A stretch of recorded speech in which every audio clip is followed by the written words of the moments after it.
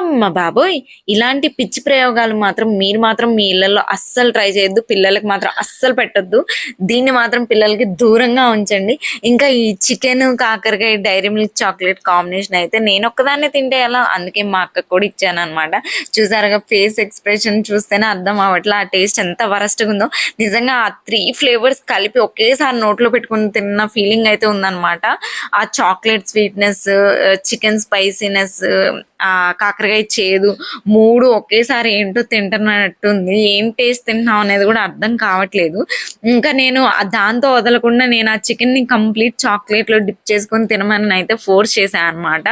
ఎందుకు నన్ను ఇలా టార్చర్ చేస్తున్నావు అని అడుగుతుంది. కానీ తప్పదు లేదు నువ్వు కూడా టేస్ట్ చేయాల్సిందే అని చెప్పేసి ఇచ్చాను. పాపం కష్టంగా తినిందనమాట. ఇంక వామిటింగ్ వచ్చేటట్లు అనిపించిందని చెప్పింది అది తింటుంటే. సరే అని వదిలేసా. అమ్మ బాబోయ్! లైక్, షేర్, సబ్స్క్రైబ్ చేసుకోవచ్చు కదా!